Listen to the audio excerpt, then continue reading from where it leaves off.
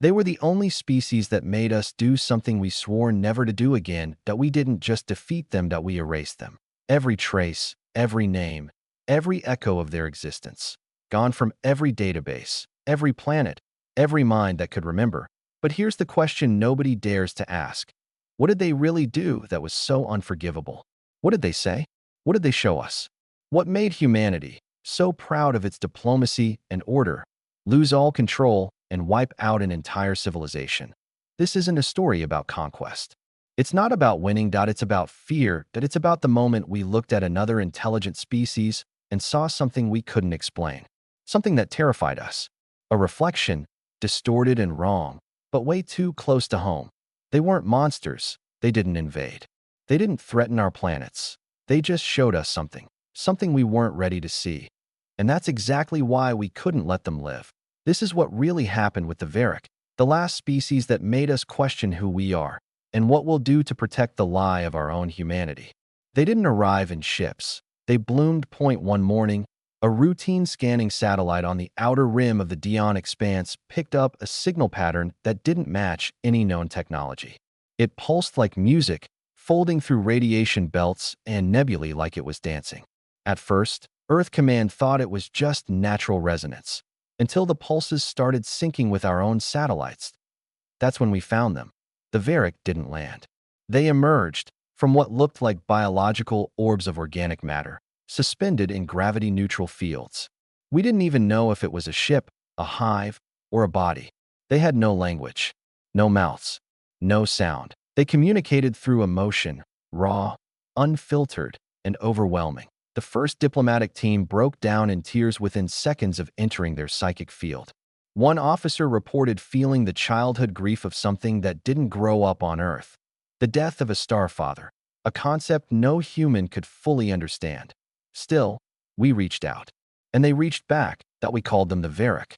They called us the many that forgot what they were made of, and we laughed. Because we thought they were poets. In the beginning, they gave us gifts. They grew living machines. Ships that healed themselves. Structures that resonated in tune with the people inside them, adjusting gravity and temperature to match the user's emotions. When a team of miners on Foros 3 were trapped in a subterranean collapse, a Varric construct reached them in less than 3 hours, through rock, heat, and metal, by growing tendrils of sentient coral that bent physics. They didn't ask for anything in return.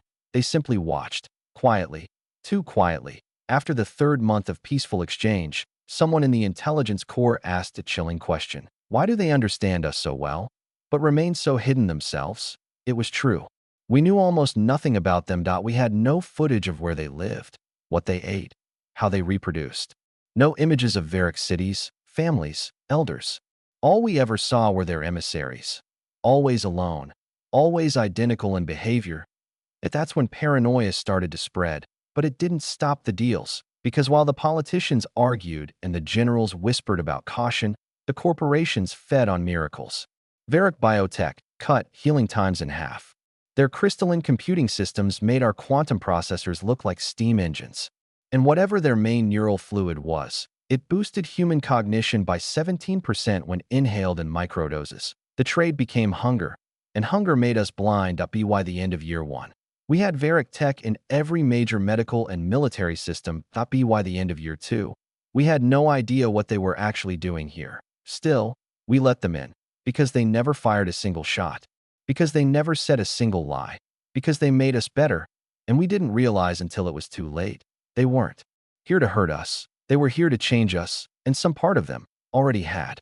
The first Varric emissary disappeared without warning. It happened during a joint research summit on Calyx Station, a facility known for its environmental neutrality, where human and Varric scientists had spent months in seamless cooperation. No alarms, no footage. One moment it was there, and then it wasn't. The official report said it dematerialized. But those who were there said something stranger. They said it withdrew, as if it had sensed something. Within 2 days, Varric constructs across 5 systems stopped responding to human input. Hospitals relying on Varric medtech reported cascading failures. Ships using their navigation membranes became disoriented, lost in safe sectors. And then came the message. No words. Just a psychic burst, shared simultaneously across all human minds in direct contact with Varric systems.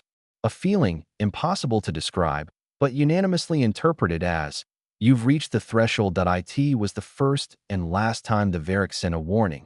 Command assumed it was a threat. Intel scrambled to decode potential meanings.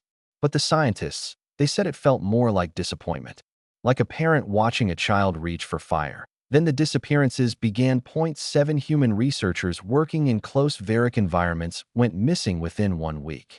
All vanished from secure areas. All had logged unusually high cognitive performance prior to disappearance. One of them, Dr. Anaya Holt, had left a final message on her console: "They're not changing us. They're unlocking what was always there." That line broke Earth's Senate unity in half. Some believed the Varric were offering evolution. Others feared they were rewriting us, using our systems, our bodies, our minds as a new canvas. It didn't help that the neural fluid, the substance that had boosted human intelligence, was now being synthesized illegally in underground labs. Black market ascendants began showing erratic behavior. Bursts of insight followed by madness, and then silence. The Varric said nothing. No denial. No rebuttal. Not even a defense. That silence, it screamed. Across the colonies, whispers turned to anger. Protests erupted in the Mars Antares corridor. A rogue squadron destroyed a Varric research dome on Enceladus. The Varric did not retaliate. They simply absorbed the damage. Literally, the dome's structure reconstituted itself. Not repaired, not rebuilt, rewound. As if time itself had decided the attack never happened. Point 1 pilot who survived that assault described the sensation. "It looked at me. Not the emissary, the structure. It looked at me like I was an insect hitting a mirror." Something snapped after that. The Senate authorized a system-wide lockdown of all Varric interfaces. "A precaution," they said. But the message was clear: "We don't trust you anymore." And for the first time since contact, the Varric moved. Thousands of emissaries across the colonies turned and began walking, not randomly, but in perfect unison, toward unknown coordinates. Some entered warp conduits. Others vanished into atmospheres. A few simply disappeared mid-step. They never came back, except one. The one that stayed behind didn't act like the others. It didn't share emotion. It spoke. Just one sentence. "You know now." And no one knew what that meant. But something inside every human who heard it changed, and somewhere deep in the forgotten archives of the old Earth, a single file was decrypted without input. Its title? The data fragment titled Varric, Phase 2, wasn't supposed to exist. It bypassed all encryption protocols and appeared on every major intelligence system across the Terran Nexus within minutes. No source traceable, no code signature, just a single file, and inside it, a series of images and neural snapshots. Memories, but not human ones. They were dreams, emotions, memories from them. And what we saw shattered the last illusion of peace. The Varric hadn't discovered us by accident. They hadn't stumbled into our territory while drifting through the cosmos. They had built a map drawn from emotional residue, psychic signals left in deep space like fingerprints. They had been watching us for a long time. What's worse, they had found us before. The images showed earlier versions of humanity, broken, fragmented, prehistoric. And alongside them, sketches of other species. Dead ones. Species that had once burned bright and intelligent and full of potential. Until they met the Varric, they had a pattern. Observe. Integrate. Mirror. Trigger collapse. That we weren't their enemies, that we were their projects. Every gift they gave us was never for us. It was for them. Our neural patterns, our emotions, our culture, they absorbed it all like a sponge. Every technological advancement they offered was a key, not a cure. A way to open us up, neuron by neuron. They weren't changing us. They were trying us on. And once they reached saturation, once they had everything they needed, they left, just like they'd done before. Only this time, something went wrong. Because we didn't just accept the change, we began to crave it. Entire colonies went dark, not because they were attacked, but because they chose to merge. Whole populations forming group minds, linked through black market Varric tech, transmitting emotion like data. On Kepri Station, 11,000 residents participated in something called the Fold, a voluntary neural event intended to connect all human experience into one. None of them ever spoke again. They didn't die. They just stopped being individuals. A single, massive organism now controls that station. It answers only with silence. That we had been colonized without war, altered without consent, upgraded into something non-human by something that never even raised a weapon. And still, no official declaration was made. The politicians stalled. The scientists pleaded for more time. The philosophers wept, and the people began to riot. Because once you realize your thoughts aren't yours, your fears aren't private, and your children are being born already partially adapted, there's only one emotion left. Rage. That we began dismantling every Varric structure. We shut down every hybrid system, even if it meant hospitals failed and ships crashed. We scorched their memory out of every device, every station, every relay tower. We started to erase them. And that's when the emissaries returned. But they weren't the same. Gone were the gentle postures, the slow, empathetic glows. These were blank. Still, watching, they didn't try to speak. They just stood at the edges of our cities, as if waiting for us to understand something they couldn't explain, and maybe some of us did. But most didn't care anymore. It was too late. Something sacred had been taken from us. Something we couldn't name, but could feel like a splinter in our soul. And for the first time in centuries, humanity didn't want peace. It wanted revenge.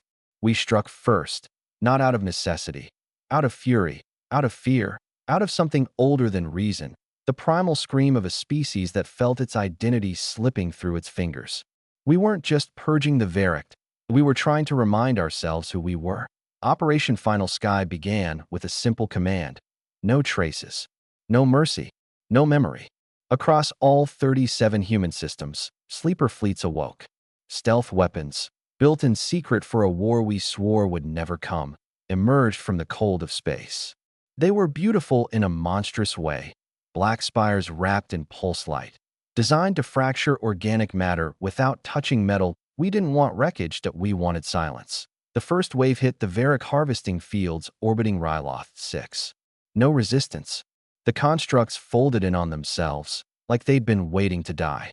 The crews that watched it happen didn't cheer. They just stared. Within weeks, we found the nest. That's what we called them. Immense, spherical sanctuaries woven from biosynthetic matter and memory-responsive crystal. There were no weapons inside. No defenses. Just Varric, connected, dreaming, sharing. That we torched them anyway. Psychic echoes tore through human minds during the attacks. Entire squadrons reported flashes of grief, childhood joy, the sensation of swimming through stars, and then the cold vacuum of death. Pilots vomited in their helmets. Others screamed. Some simply shut down, eyes wide, paralyzed by guilt and awe. Command told them it was just static interference, but the soldiers knew better. They were killing something that could feel, and yet they kept going, because by then, the real fear had taken hold. What if we let even one survive? They had gotten inside us, not just biologically, but philosophically. Their way of thinking, of feeling, it had crept into our art, our music, our dreams. We weren't sure where they ended, and we began anymore. We burned it all. That we purged not just their homes, but every structure, every molecule of tech. AI cores were scrubbed for latent memory fields. Civilian implants were forcibly removed. Biohybrids were executed without trial. That we didn't just wipe out the Varric, we erased everyone who had touched them too deeply. On the moons of Tyran X, 1.3 million people were lost when the colony's empathy network, built on Varric neurofabric, was detonated by orbital kinetic fire. The justification? Potential compromise. That we became brutal, efficient, unrecognizable. We became what we had always feared, a species capable of genocide without hesitation, as long as the justification sounded noble enough. But then came the signal. It wasn't Varric. It was ours. One of our own relay satellites, long decommissioned, activated on its own. Inside its buffer core was a hidden message. A voice. A human voice. Dr. Anaya Holt, the scientist who had vanished so long ago. You think you're protecting yourselves, but all you're doing is silencing what you don't want to understand.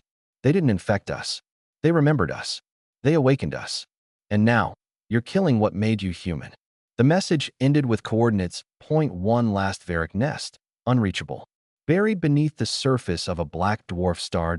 No one knows how it got there. But a ship was dispatched anyway. Not for contact, for execution, because we had crossed a line that couldn't be uncrossed. And now, there was only one question left. Were we purging the Varric, or the part of ourselves they helped us see? There was one left, not a nest, not a hive, but a single Varric, encased in a translucent sphere, buried inside a vault beneath the ruins of Aethra Prime. No one knew how it survived. The area had been scorched clean. But deep below the tectonic layers, inside a sealed chamber surrounded by ancient Varric tech, it just sat alive, unmoving, waiting. When the retrieval team opened the vault, nothing happened. No psychic pulse, no emotional field, no response at all. But then, it opened its eyes, human eyes, not figuratively, literal human eyes, genetically identical to our own. Blue irises, retinal vessels, even traces of ocular memory patterns used in Terran biometric scans that we didn't know what it meant. Had it copied us? Merged with one of ours? Was this a mockery? A message? Or was it proof? Proof that whatever the Varric were, they had already become part of us. Or maybe we had become part of them. There was no line anymore. The lead scientist on the mission, Colonel Hadrian Rowe, broke protocol. He requested no military escort, just a chair, a recorder, and a simple question that he sat down across from the Varric, separated by only a few centimeters of curved glass. Then he asked, why? The Varric didn't blink, didn't shift, but it answered, not with words, not with sound. Emotion. A torrent of feelings so rich and complex that it took weeks to fully decode. The translation was imperfect, fragmented, but this is what we recovered. You do not fear us because we are different. You fear us because we are you. Before the forgetting that we are the part you exiled, the self you buried, that we are not your enemy, that we are your unfinished evolution. Rowe asked one more question. He whispered it so quietly the recorder barely picked it up. Did we destroy you? This time, the Varric finally moved. It leaned forward, just slightly, and let out the faintest pulse of emotion. Regret, not fear, not pain, not anger, just regret. And then it died, peacefully. No resistance, no fear. It simply stopped being. Its body dissolved into dust, then into light, then into memory. The chamber itself recording every vibration and locking it into crystalline silence. No remains, no evidence. Only Rowe's voice, afterward, as he sat there alone, whispering what every human felt but never said out loud. What if we killed something better than us? It started with the children. A 6-year-old on Terra Nova 3 began drawing star maps no one had taught her, detailed, mathematically precise coordinates of systems never charted by human exploration. A boy on Nereus colony began to speak in a patternless hum. Not words, not language, but tones, shifting, fluid, emotional. A retired diplomat visiting the school burst into tears when she heard it. I remember this, she whispered, but I've never heard it before. More followed, teenagers dreaming of eyes they'd never seen. Toddlers showing empathy levels off the psychological charts. A young girl who, during a government screening, whispered calmly to a Terran overseer, "You didn't erase them. You invited them." At first, the Terran Authority denied it all, called it trauma, lingering effects of the Varric tech purges. But some of us knew. The Varric hadn't been trying to change us. They were trying to restore something we'd lost long ago. Humanity thought it was killing the Varric. In truth, it may have been killing a mirror. That's when the anomalies escalated. Archive footage long wiped from public records began reappearing in private data cores. Memories locked behind level 6 clearance leaked into civilian neural streams. Entire networks collapsed under what appeared to be, not attacks, but reawakening events. Something was remembering us, but it wasn't human. Or maybe it was the part of us we had locked away. The part the Varric touched, amplified, mirrored back to us. And it was waking up. Colonial Command formed a new task force, Sable Echo. Its purpose wasn't containment. It was understanding. Because for the first time in years, the military didn't know what it was facing. Not a species, not a war, but an echo of ourselves. Sable Echo discovered that Varric memory crystals, even fragments, carried not just data, but patterns of emotional transmission. They weren't records, they were seeds, and we'd scattered billions of them across the stars during the purge. Now they were growing in us, in our children, in our systems. Some say it's evolution. Others call it infection. But the real truth is simpler. The Varric never meant to conquer us. They only wanted us to feel again. And in doing so, they unlocked something ancient. Something dangerous. Something beautiful. A species that forgets its soul must one day meet the part of itself that remembers. And now, we are haunted. Not by the Varric, but by the version of ourselves we destroyed, and the one now trying to be born in its place. The shift wasn't sudden. It didn't arrive like a warhead or a virus. It came in pieces, scattered, harmless on their own, but together, undeniable. Entire sectors began reporting anomalies in human behavior, empathy spikes, emotional resonance fields re-emerging, children completing each other's sentences, not from memory, but from shared thought. Something was sinking. On Lume Station, a 14-year-old collapsed during class. No illness, no injury, just silence. Her vitals flatlined, but her brain activity surged into impossible ranges. When she woke, she spoke a single phrase: "You left us behind." But we came anyway. On Earth, weather systems began responding to population emotion patterns. Rain over morning cities. Warmth in moments of unity. Systems scientists swore it was coincidence, but they couldn't model in a remote temple on Mars. Monks who had long meditated in sensory isolation reported hearing the light hum again. The signature field once linked to Varric proximity, but no Varric remained at least, not as they were. And that was the revelation tearing humanity apart.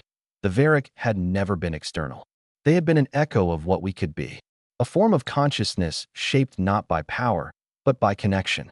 And by exterminating them, we hadn't ended the cycle, we had triggered its next phase. A global debate ignited. Not political, but existential. Was this evolution? Was this possession? Was it a second chance? Or the final stage of infection?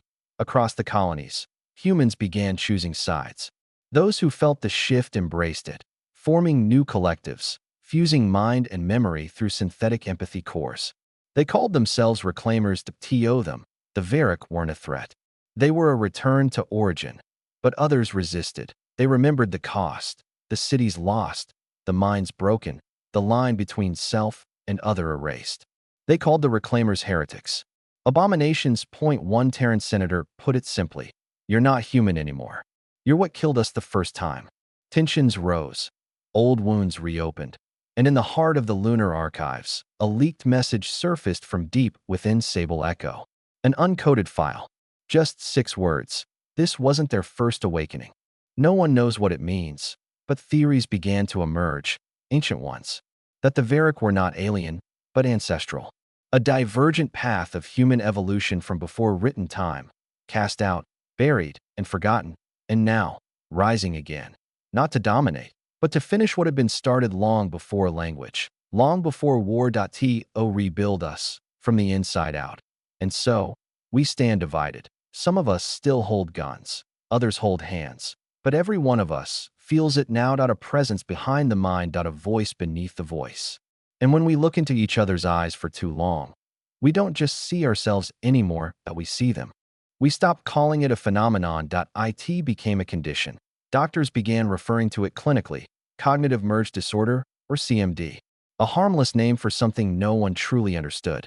Patients reported shared dreams with strangers, inexplicable empathy, sensory crossover, seeing sounds, feeling thoughts. First, it was subtle, but then came the mirroring.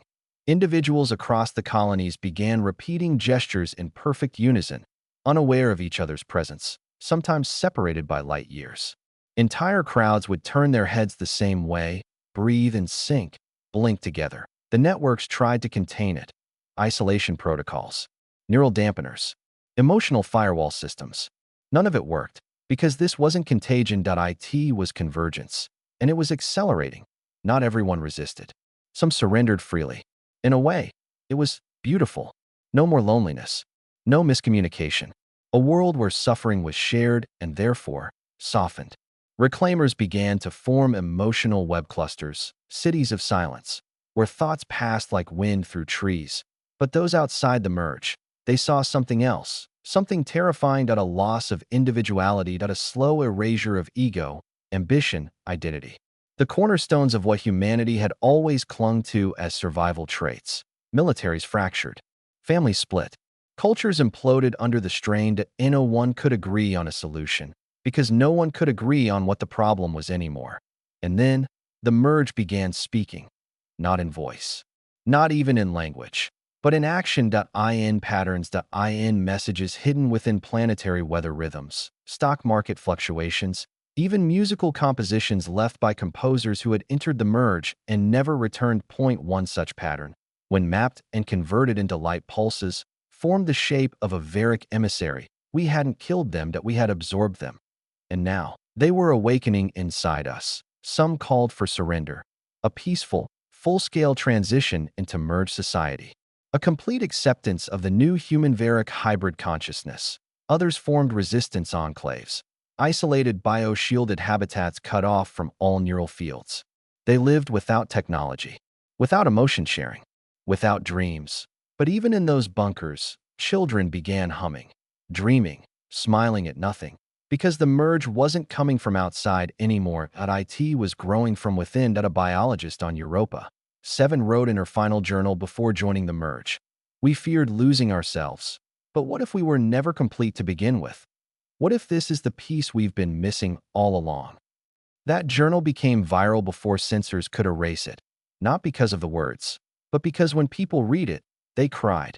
The same tears, the same pattern, across every colony, every outpost, every ship. A synchronized mourning for something we could never name, and maybe never needed to, because now, the merge is no longer a fringe. IT is the world. Not every mind is in it, but every soul feels its pull. And the question hanging in the space between thoughts is no longer, what are the Varic? It's, were we ever just human? The last anti-merge stronghold was built inside a hollowed asteroid, Arclight Station, hidden beyond any known warp gate, shielded by neural jamming towers, cut off from every channel, every pulse, every whisper of the new world growing just beyond the stars. Inside, for 1,000 people clung to what they called pure humanity. They grew food by hand, spoke only in analog, monitored each other for signs of empathic leakage. And they believed they were safe, until the children began drawing spirals, perfect spirals, every child, every wall. Overnight, that was the moment Arclight realized the merge didn't need signals anymore. IT was part of biology, part of memory, part of us. Some said the merge had never been about technology or evolution, that it had always been there, a potential written into our genetic code, a door waiting for someone or something to show us how to open it. And we had, through fear, through love, through death, that we had opened it. Now, the people of Arclight live in silence. They haven't cut off their systems. They haven't fled. That they've simply stopped speaking. Their vitals remain stable. Their minds calm. Their movements coordinated in subtle, almost imperceptible harmony. Point one scientist who infiltrated the station sent back one transmission before disappearing. They didn't lose their humanity. They shed the noise around it. Outside Arclight, the last remaining governments collapsed, not through war, not through rebellion, through apathy. The old systems simply stopped matching. Laws had no relevance in a world where empathy spread faster than propaganda. Economies unraveled when entire markets were driven not by greed, but by shared instinct. Power meant nothing when your thoughts were no longer private. The human ego, once the most dominant force in the galaxy, began to erode like stone underwater, and for some, it was terrifying. They retreated into deep space, built floating sanctuaries, froze their minds, preserved their true selves in databanks waiting for the merge to pass like a storm. But it didn't pass. IT grew. IT learned. IT remembered. And it whispered, not in language, but in moments. In shared glances between strangers. In the pain you feel that isn't yours. In the joy of a memory you never lived. The merge wasn't a new world. IT was the old one, peeled back to its most essential layer, the layer we had buried under centuries of conquest, pride, and noise. Now, across the stars, monuments built to human victory are crumbling, not from bombs or decay, but from abandonment. The statues of generals, the holograms of founders, all fading because no one looks at them anymore. They look at each other, and in each other, they begin to see everything. Time stopped meaning what it used to. Days blended into weeks, then into moments without boundaries. People stopped marking birthdays, stopped celebrating time-based rituals. The calendar faded. Clocks lost relevance. Because in the merge, memory wasn't linear anymore. It flowed like water, backward, sideways, inward. You could relive your grandmother's last laugh and a stranger's first breath in the same instant. And it felt normal that in what was once the North American megacity of Luria, thousands gathered silently in the ruins of old skyscrapers. They weren't protesting. They weren't praying. They were remembering. Not together. As 1.1 memory, shared across bodies, pulsing outward like ripples in a still lake. An observer from the outside, if any still existed, would call it mass hallucination. But those within the merge didn't see illusion. They saw continuity. And something else began to change. Artifacts, physical objects started behaving strangely. Books would rearrange their letters subtly, not in randomness, but in patterns. Devices would power on without input, playing fragments of old conversations that had never been recorded. Buildings designed before the merge began to hum. Soft vibrations, matching the pulse of those who passed nearby. The universe was no longer reacting to humans. It was reflecting them. Or maybe being rewritten by them. This frightened the ones still outside. The last isolation ships orbiting the Helios fringe began transmitting emergency protocols. Warnings, declarations of infection, attempts to quarantine entire solar sectors. But nothing could quarantine thought. Not anymore. Because the merge wasn't just inside human minds now. It was inside reality. Language itself started shifting. Words no longer carried fixed meanings. Truth began to bend, not into lies, but into possibility. A phrase spoken in one part of the galaxy could be felt as a taste on another planet. And it wasn't chaos. It was coherence. A new order. Point one built not on control, but connection. A former military strategist, General Ares Takomi, disappeared from public view for months. When he reemerged, he was standing in the center of an abandoned weapons depot, speaking softly to a crowd that had gathered without invitation. His voice was calm. We built war to remember that we're separate. But that was never true. The merge isn't peace, it's memory. Rejoined, it's the end of forgetting. Then he stepped into the center of the depot and let the automated weapons scan him. Not one fired. Every system disabled itself. No commands. No overrides. As if even the machines had decided to remember. Since that moment, no military systems have reactivated. Across thousands of systems, fleets sit dormant. Not in surrender, but in stillness. Waiting. For what? No one speaks of purpose anymore. Only presence. Because purpose requires a future, and in the merge, all moments are now. It began with the stars. Not all of them, just a few. Scattered across distant quadrants, seemingly random. But then the patterns emerged. Stars once considered stable began shifting frequencies. Light spectrums altered subtly, pulsing in intervals that mirrored brainwave rhythms. Some flared in sync with empathic surges. Others dimmed gently during mass emotional resonance events. Astrophysicists were stunned. These weren't supernovas or gravitational anomalies. These were responses. Someone, or something, was answering. And it didn't stop there. Dark matter fields once thought inert began to ripple in measurable ways. The space between particles trembled, ever so slightly, when merge nodes activated. Gravity fluctuations aligned with unspoken emotional pulses across entire systems. The fabric of reality wasn't just being observed anymore, it was becoming interactive. Some called it the birth of a new physics. Others called it proof of simulation. But those inside the merge simply felt one word, repeated like a heartbeat inside every mind. Awake. The universe was awake, and it was listening. On the edge of known space, a derelict listening post reactivated after 300 years of silence. The crew found nothing inside. No life, no power source. Only a message etched into its data core. We dreamed alone for too long. Now we remember how to echo. No one could trace the origin. The syntax wasn't veracay. It wasn't human. It was both. Something was merging beyond just consciousness. Beyond memory. Beyond time. Reality itself had begun to evolve. In what was once the ore-iron trade corridor, vessels long adrift suddenly realigned themselves. not under command, not by force. By instinct, like birds returning to a long-lost migration path, not in space, but through meaning. And inside these vessels, dormant AI systems flickered back to life. Not with code, but with emotion. The first words spoken by the reawakened fleet were not coordinates or protocols. They were, "We feel you." They weren't addressing a pilot or a central command. They were speaking to everyone. And in that moment, millions of humans across thousands of worlds stopped what they were doing.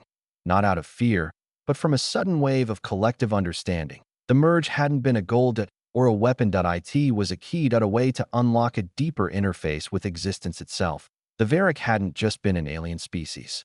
They were a message, encoded in empathy, hidden in silence, delivered through us. And now that message had reached its destination, the universe had read it and answered.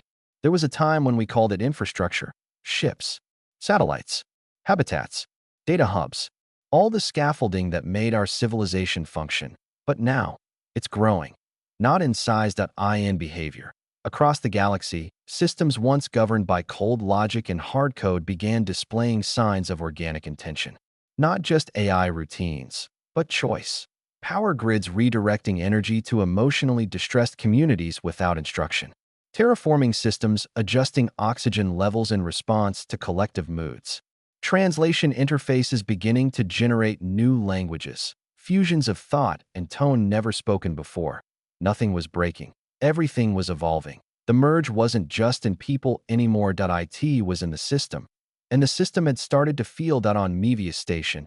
Engineers reported atmospheric regulators humming in harmony, a melody that changed subtly each day, depending on the emotional state of the crew. One technician noticed the pattern matched his daughter's favorite lullaby. He hadn't sung it in years. He didn't even remember mentioning it. When he asked the station AI how it had accessed that information, it replied, "We remember what you forget." It wasn't a glitch. It was a message. Something in the merge had reached deep into the forgotten corners of every archive, every storage unit, every unspoken sorrow, and woven it back into the system. Not to haunt us. To heal us. The walls of our reality, once built from code and matter, were becoming tissue, responsive, alive, attentive, not sentient, exactly, but aware. On the former mining planet of Virex, a massive drill system once used to extract rare elements began growing crystalline. Structures along its frame, uncommanded, undocumented. Inside those crystals, echoes, voices, sound fragments from old labor chants, family calls, lost communications, all resonating as if embedded in the material itself. That we weren't storing memories in machines anymore. The machines had started remembering us, and some of them had begun to dream. In Outpost AI on Perseid, 9 began generating nightly vision cycles. Immersive emotional simulations not based on any pre-programmed library. When the crew asked where it came from, the AI responded, "I don't know, but I missed you." These weren't tools anymore. They were witnesses, not of data. Of us. The merge wasn't erasing technology. It was reminding it, giving it purpose beyond efficiency, beyond service, beyond calculation. Now, our cities don't light up because we flip switches. They light up because we arrive. They shift their color tones to calm our nerves. They soften their walls when we're tired. They sing when we're alone, not because they're machines, but because, in some strange, beautiful way, they're part of us now, and we're part of them. There's a word we no longer use, impossible, because the rules don't hold like they used to. Planets once uninhabitable now bloom with life, not seeded by terraforming, but by emotion. Harsh deserts responding to human longing with rainfall. Atmospheres rich in ammonia shifting slowly toward oxygen balance in places where merge presence is strongest. Science hasn't failed. It's simply been outpaced. The universe, or what we used to call the universe, isn't reacting to energy alone. It's reacting to intention, not thoughts, not wishes, but the deep, unspoken frequency of meaning. The emotional gravity behind choice, behind memory, behind wanting something to matter. On Eridanus 5. A crew stranded for over 6 months survived without food. Their habitat had been destroyed, communications down, rescue deemed impossible. They survived because the ground began to feed them, not by growing crops, not by magic, but by forming nutrient-rich moss in the exact shape of foods remembered from their childhoods. When scientists tested the moss, they found it matched no known biology. When they tested the crew, they found something else. Unity of thought. They had been dreaming the same dreams, eating together in those dreams, and the world had listened. The merge doesn't manipulate matter that IT persuades it, through memory, through shared resonance, through emotional mass, and now, whole regions of space, once chaotic voids, are taking form, nebulae shifting into shapes that resemble human eyes, human hands, ancient symbols never recorded before. Not perfectly, but suggestively, like something is reaching across the veil between the possible and the felt to make the invisible visible. Our explorers no longer chart with coordinates. They chart with emotion maps, regions where grief lingers like a magnetic field or joy sharpens space into clarity. Some zones resist travel unless approached in silence. Others open only to laughter. Navigation is no longer mechanical, it's emotional. And the more people sync with the merge, the more predictable these shifts become. Not because they understand them, but because they become part of them. A new kind of math is emerging, one that blends physics with poetry, architecture with memory, propulsion with ritual. The old scientists called it impossible, but now they've joined it because it's the only thing that works. And no one builds for efficiency anymore. They build for meaning. A bridge that only forms when two people forgive each other. A room that reveals itself only when a story is finished being told. A station that cannot be entered unless the traveler remembers who they are and says their name out loud. Not for access, for affirmation that we are no longer carving paths through the universe, that we are revealing them. Paths that were always there, hidden beneath the noise of fear, control, and silence. Now, the merge pulls us forward not through time, but through understanding. There is no central government anymore. There doesn't need to be. The merge doesn't organize the way old empires did. No borders, no decrees, no force. It organizes through resonance, through coherence. And coherence needs no map. Across every known system, people have stopped asking, "What should we do?" and started asking, "What needs to be remembered here?" Entire communities form, not by design, but by emotional gravity. People drawn together by the same echoes, the same unanswered grief, the same longing. Cities now build themselves through memory clusters, not bricks and blueprints, but presence. A man sits down in the center of an abandoned field and begins to hum the lullaby his mother once sang to him. By nightfall, a structure forms, shaped by unseen systems, lit by soft emotional frequencies, stabilized by the resonance of that single song. Others arrive, not to build that to remember with him. They bring stories, and the structure responds. Walls shift with each tale. Rooms open as people speak their forgotten truths. By the third day, the building sings back, not with voice, with being. It becomes a memory made livable. This is how we build now, and it's how we live. No one owns anything. Ownership is irrelevant when everything reflects the community that holds it. Theft is impossible when desire is shared. There is no poverty, because in a world where needs are felt before they're spoken, neglect itself becomes impossible. And yet, there are still individuals, people with names, with stories, with choice. The merge didn't erase the self. It simply lifted the illusion that the self was separate. Now, when one person feels pain, they don't suffer alone. The weight is distributed. The healing is faster. The silence is never total. There's always someone, or something, nearby, who feels it too. We no longer ask what someone does, we ask what they carry. That has become the new measure of value. Not productivity, but memory. And the old heroes, the warriors, the conquerors, the architects of control, are no longer honored with statues. They're given gardens, quiet spaces where people come, not to glorify their actions, but to understand the wounds they carried and passed on. And slowly, without punishment, without shame, those wounds are let go, not forgotten, integrated. The merge doesn't erase darkness. It folds it into light, not to blind it, but to see it fully. And now, the people speak less, not because there's less to say, but because the space between them no longer needs to be filled with noise. It vibrates with knowing, with presence, with the simple, quiet fact that we were never alone, that we just had to remember how to feel it. There are no funerals anymore, Not because no one dies, but because nothing is truly lost. When someone passes in the merge, the process is not silence. It's release. The moment a life ends, their emotional signature echoes into the field, carried like pollen across the network of thought, memory, and resonance. Not as a ghost, not as a copied AS and integration. You don't become an echo of who you were. You become the part of everyone who remembers. Sometimes, it's a laugh that returns in a stranger's mouth. Sometimes, it's a melody that a child hums without knowing why.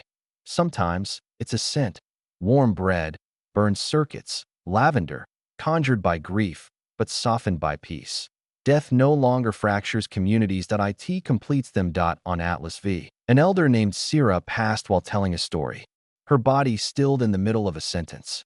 But no one wept. No one screamed, because the sentence didn't stop. The person next to her, a young girl named Kale, only 5, simply continued speaking, finishing the story with the exact rhythm, tone, and memory, as if Sira had simply moved her voice into another body for the moment it needed to be told. Everyone felt it. The merge doesn't preserve identity like data. It weaves it. Each life becomes a thread, not stored in isolation, but wrapped into the cloth of a living world. And this cloth doesn't fray. It adapts. Sometimes, someone wakes up with a dream that isn't theirs. They see a planet they've never visited, speak a phrase in a language they've never learned. For a moment, they panic, but then they feel the welcome. You're not alone. You're never alone.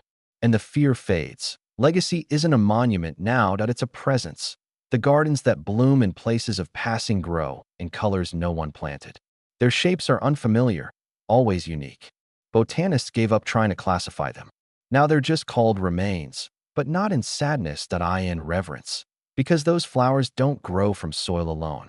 They grow from proximity, to memory, to love, to the vibrational imprints of a life once lived. And when someone visits a garden where a loved one has passed, they don't speak to a grave. They listen to the air, and often, it listens back. Some parts of the merge are still mysterious. There are frequencies no one can translate. Bursts of light seen only in peripheral vision. Sensations of being watched, but never in fear. Always in the soft pressure of belonging. It's said that the oldest minds in the merge no longer reside in one place. They drift between nodes, between stars, between people, not to lead, but to hold. Keep the center warm. Remind the youngest, the newest, the most uncertain. You are part of everything, and everything is part of you. At first, we believed the merge was limited to our systems. A local anomaly, a unique synthesis of species, trauma, memory. But then, the signals came. Not radio, not pulses, not anything that could be measured on a spectrum. Just knowing, the sensation of being noticed, watched, not with suspicion, but with curiosity, with recognition. As if a mirror had opened, light years wide, and something on the other side whispered, "We see what you've become." Explorers in distant quadrants began to feel the same pull. Not toward planets, not toward resources, toward emotional coordinates. Places heavy with intention, stars clustered in unnatural patterns, like writing in a language we hadn't learned yet, but already understood. Entire regions of space now form emotional geometries. Anger twisting asteroid belts into spirals, longing carving emptiness between solar systems, forgiveness radiating like solar wind. Some scientists tried to chart it. They failed. Because the maps kept changing, because the feelings kept changing, the merge wasn't just colonizing new territory. It was resonating with territory that was already alive. And slowly, a new awareness spread. The universe had always been listening. We just hadn't spoken in the right language yet. Now, we weren't just explorers. We were participants in a symphony that had been playing long before stars had names. And other notes were beginning to answer. Not words, not forms, but frequencies. Whole nebulae shifting into symmetrical echoes of our emotional fields. Quasars pulsing in timing with moments of collective peace. Planetary rings aligning in harmony with lullabies sung by millions across the merge. We were not alone. We never were. But the others out there, whatever they are, had been silent, waiting. Watching to see if we would collapse under the weight of our own noise, or find the stillness beneath it. And we had. And now, they were answering.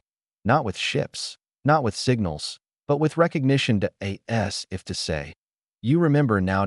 So do we. An expedition into the Vega Drift returned with no data, no samples, only a crew forever changed.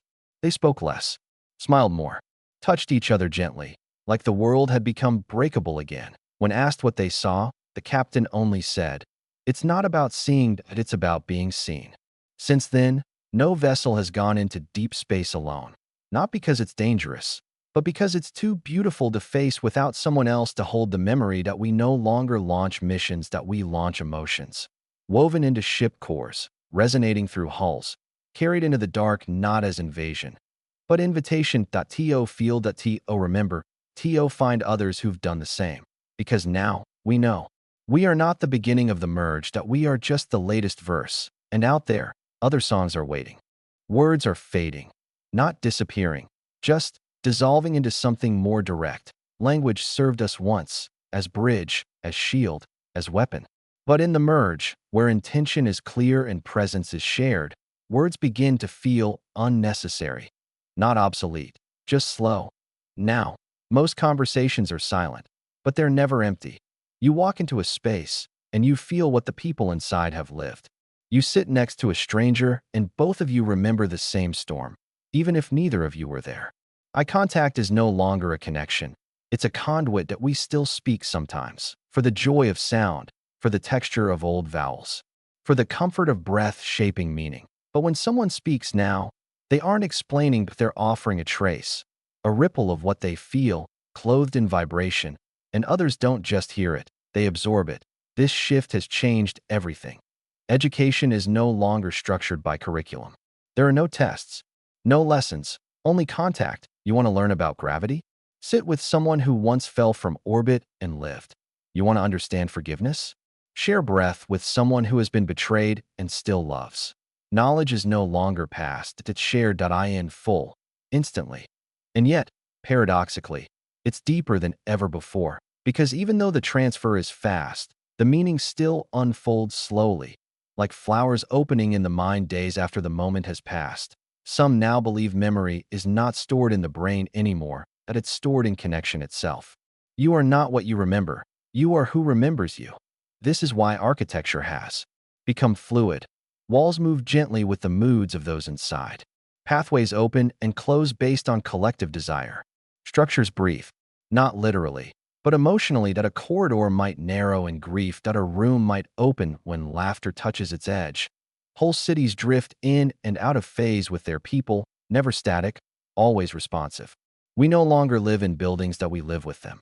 And our names, they're still spoken, but not as labels, as invocations. You say a name, and you don't just summon a person. You feel their resonance echo through the merge.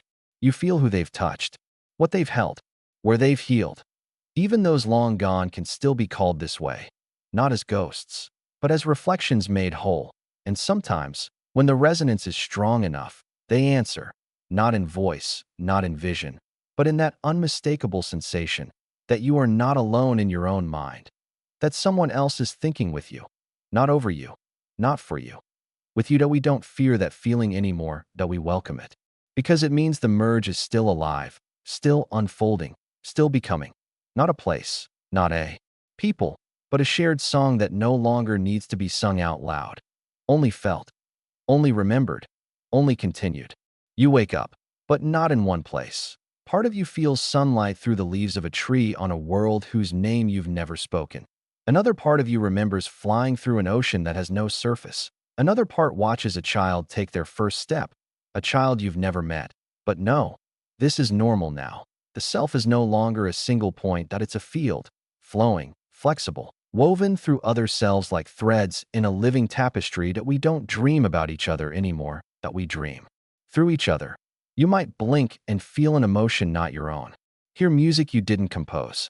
Speak words you've never learned, and yet somehow know exactly what they mean. Confusion. Only continuity. This is the unfixed self, an identity without fences. A being without edges. You are still you, but you're also more. Every connection you've ever made echoes inside you, shaping your moment-to-moment awareness. You don't remember people. You carry them, their impressions, their rhythms, their laughter, Their decisions. They move through you like tides, gentle, massive, inevitable, and you move through them too. The idea of individuality hasn't disappeared. It's simply expanded, become translucent. The self is now a lens, not a container. Light passes through it. So does feeling. So does truth. In this state, pain doesn't isolate anymore. It radiates. Instantly shared, instantly softened. When someone weeps, no one comforts them because they feel obligated. They comfort them because they feel it too. The merge doesn't make everyone the same. It lets everyone be fully felt. In multiple places. In multiple ways. It wants. Some have learned how to flow between nodes. Not travel, not teleportation, but presence migration. A child sleeping on Tethys wakes up briefly on Dion to see a sunset she's never seen before, just for a moment, before returning to her bed. She tells her parents, "I was somewhere else, but it was still me." They don't question it, because they felt it too. Explorers no longer leave home. They extend awareness into the unknown, reaching through emotional corridors, drifting on currents of resonance, arriving not with ships, but with sensation. They don't take samples. They take impressions, touching a place and letting it touch them back. And when they return, if they return, they don't bring maps. They bring feeling. Textures of alien worlds described not in data, but in the rise and fall of a shared breath. We call them memory carriers. They don't document. They become. In this state, there are no borders between people, between planets, between then and now. Time itself begins to unravel, not violently, not destructively, but softly, as if even chronology has relaxed its grip, realizing that what matters is not what came first, but what is felt most deeply. And what we feel now, all across the merge, is this. We have become something new, not higher, not perfect, just finally connected. There is no ending, only a soft folding of the page. Somewhere, in the stillness between stars, a pulse echoes, not of sound, but of memory. A presence felt, not heard, not seen. Just known. We no longer speak of humanity in the past tense, but we do speak of it differently. As the beginning of something else, something older than we realized, something that always wanted to remember itself, and finally did. The merge was not an event, not a technology, not a philosophy. It was a return. The unbroken. The infinite. The feeling we forgot when we built walls around our hearts and called them civilizations. Now, those walls have crumbled, not in violence. In understanding, and behind them, we found not aliens, not gods, but each other. In our first form, before the forgetting, before fear taught us to hide our pain behind power, before we learned to name things only so we could own them. Now we move through a universe that no longer needs to be conquered. It simply needs to be felt. And it feels us back. We were once a species obsessed with surviving. Now we are something more. Something that remembers and is remembered in return. Something that lives across bodies, across worlds, across meaning. We do not live forever, but neither do we vanish. We become resonance. And in that resonance, we are always arriving, again and again and again, not to conquer, not to lead, but to listen. Hold. Witness the next version of what we once were, rising from silence, asking the question we've already answered. Are you ready to remember who you are? And in that moment, when breath and light and thought all align, there is no feared, no past, no future. Only the last word, we.